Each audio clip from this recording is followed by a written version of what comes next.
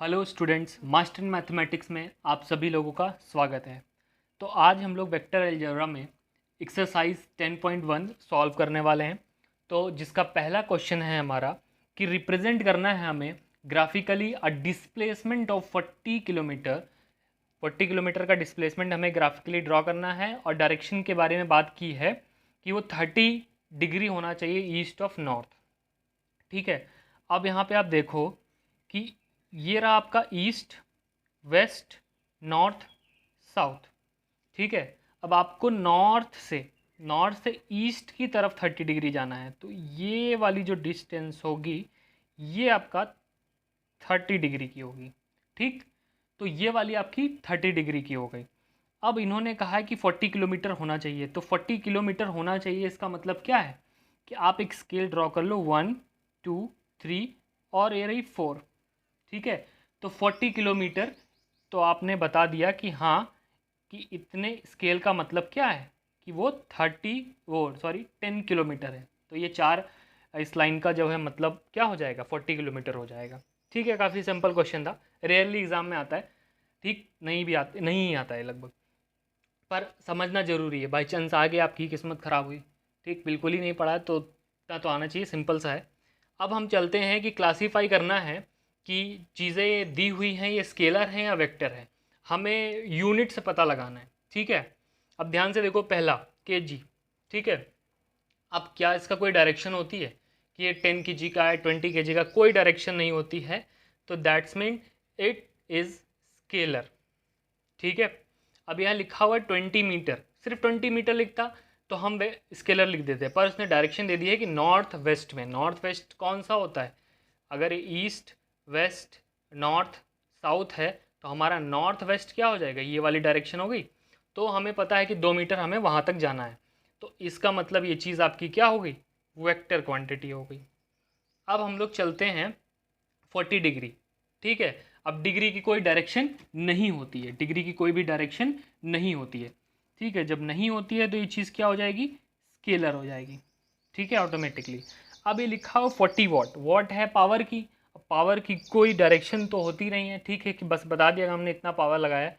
तो अब यहाँ पे इसकी जो है क्या चीज़ हो जाएगी, ये चीज़ स्केलर हो जाएगी आपकी। ओके, अब हम लोग चलते हैं कुलम, चार्ज की यूनिट है। ठीक है, चार्ज चार्ज होता है, अब इसकी कोई डायरेक्शन है नहीं, फिक्स डायरेक्शन देने की ज़रूरत नहीं होती है इसमें। ठीक है, अब चार्ज तो चार्ज ही है ना, कितना चार्ज है इसके पास, ये इसके पास, इस चीज़ के पास इतना चार्ज है, तो ये आपका ये भी चीज़ स्केलर क्वांटिटी हो जाएगी। मैंने पहले भी कहा था कि ये सब चीज़ें करने के लिए आपको थोड़ी सी फिजिक्स अच्छी होनी चाहिए, क्योंकि आपको जब पता ही नहीं होगा कि ये चीज़ें क्या हैं, वेलोसिटी क्या है, वर्क डन क्या है, फोर्स क्या है, ये किसकी यूनिट है, ये सब तो आप नहीं कर पाओगे, आप नहीं क्लासीफाई कर पाओगे कि स्केलर क्या है, वेक्टर क्या है। बेसिकली ये स्केलर वेक्टर सब मेनली देखा जाए तो फिजिक्स की ही चीज़ें हैं, पर फिजिक्स में ये चीज़ें हमें काम आएंगी कि फिजिक्स में कैसे सॉल्व करेंगे वेक्टर चीज़ क्वांटिटीज़ को। तो वो चीज़ यहाँ सिखाई जा रही है चैप्टर में, ताकि आप फिजिक्स में वो यूज़ कर पाओ। अब देखो लास्ट में क्या है कि 20 मीटर पर सेकेंड स्क्वायर। अब देखो यहाँ पे मैंने कहा मीटर है तो आप समझ गए, ठीक है, कि वो डिस्टेंस की होती है। अगर इसने बता दिया तो डिस्प्लेसमेंट से आप समझ जाओ। लेकिन आप यहाँ पे आप ध्यान दो कि ये लिखा है एक्सिलरेशन की यूनिट, और एक्सिलरेशन एक वेक्टर क्वांटिटी है, डायरेक्शन होती है उसकी। ठीक, रेट ऑफ चेंज ऑफ। तो अब इसके बाद यहाँ पे बात करते हैं क्वेश्चन नंबर 3 की तरफ। इसमें हमें क्लासीफाई करना है इसमें भी कि कोई चीज़ वेक्टर है या स्केलर है। अब चीज़ें दे रखी हैं, टाइम पीरियड की बात करते हैं, स्केलर है, कोई डायरेक्शन नहीं होती इसमें। डिस्टेंस की बात करते हैं तो स्केलर है, डिस्प्लेसमेंट होता तो वेक्टर हो जाता। Force in a given direction हम देते हैं किसी डायरेक्शन में, तो वो एक वेक्टर क्वांटिटी हो गई। वेलोसिटी हमारा स्पीड तो है नहीं, स्पीड होती तो स्केलर हो जाती, वेलोसिटी किसी डायरेक्शन में होती है, यही फ़र्क है स्पीड और वेलोसिटी में, तो ये एक वेक्टर क्वांटिटी है। अब वर्क डन, ठीक, इतना काम किया तो इसका कोई डायरेक्शन तो होता नहीं काम करने का, ये चीज़ हमारी स्केलर क्वांटिटी हो गई। ठीक है, आई होप क्लियर हो गया चीज़ें। देखते हैं कि क्वेश्चन नंबर 4 एक्सरसाइज 10.1 का क्या कहता है। तो ये हमारे पास स्क्वायर दे रखा है इस फिगर ने का, बेसिकली मैंने आपको ये करा रखा है। ठीक है, जब टाइप्स ऑफ वेक्टर मैंने पढ़ाया था, समझाया था, एक एग्जांपल देके कि आप क्लासीफाई कर पाओ, तो यही फिगर थी आपके पास। तो ये आपके पास फिगर है, स्क्वायर है, और आपको बताना है, मैंने सब करा दिया था। ठीक है, आप फिर से कर लो। तो ये क्या है, कोनिशियल बताना है आपको, इक्वल बताना है, कोलिनियर बट नॉट इक्वल बताना है।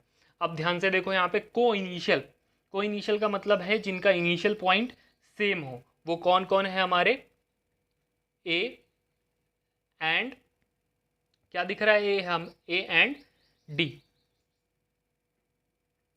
ठीक, अब सेकंड पार्ट इन्होंने आपसे पूछा है कि इक्वल क्या होता है। मैंने बताया था कोई चीज़ इक्वल तभी होगी जब उसका मैग्नीट्यूड इक्वल होगा और डायरेक्शन इक्वल होगी। तो देखो स्क्वायर है तो ये और ये वेक्टर इक्वल होगा और ये वेक्टर इक्वल होगा।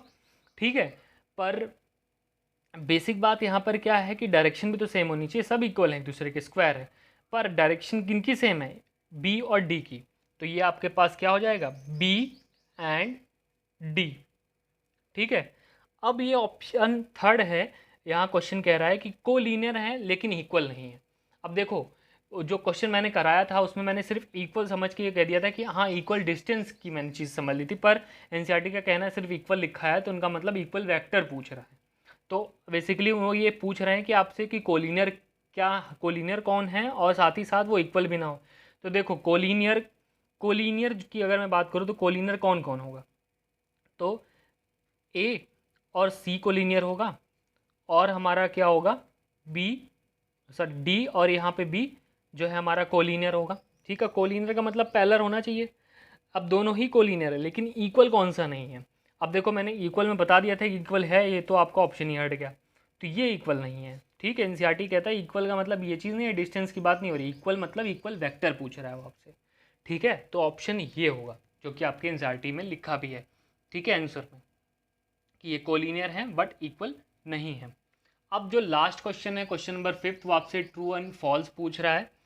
तो पहला क्वेश्चन है कि vector A and minus of vector A R collinear. तो मैंने बताया था कोलिनियर के लिए सिर्फ पैरेलल होना जरूरी है।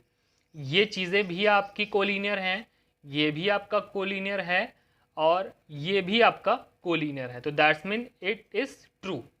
ठीक है, सेकंड चलते हैं। सेकंड देखो क्या कह रहा है, दो कोलिनियर वेक्टर हैं हमेशा इक्वल होते हैं मैग्नीट्यूड में। मैंने कहा था यहीं पे कि ये वेक्टर और ये वेक्टर पैरेलल हैं, पर क्या ये इक्वल है मैग्नीट्यूड में, नहीं है ना, फिर भी कोलिनियर है, तो इसका मतलब ये चीज़ फॉल्स है। दो vector having same magnitude are collinear. ठीक है, अब ये दो वेक्टर हैं, इनकी मैग्नीट्यूड सेम है तो कोलिनियर हैं, पर ऐसा नहीं है कि ऐसा ही होता है कि मैग्नीट्यूड सेम है तभी कोलिनियर है। मैंने कहा ना ये भी कोलिनियर है, दैट्स मीन ठीक कि ये भी फॉल्स है आपका। फोर्थ पार्ट चलते हैं, तो ये कह रहा है कि दो collinear vector having the same magnitude are equal. अब two vectors having the same magnitude are equal, इन्होंने यहाँ पे ये कहा कि दो वेक्टर जिनकी सेम मैग्नीट्यूड होगी वो कोलिनियर होगा।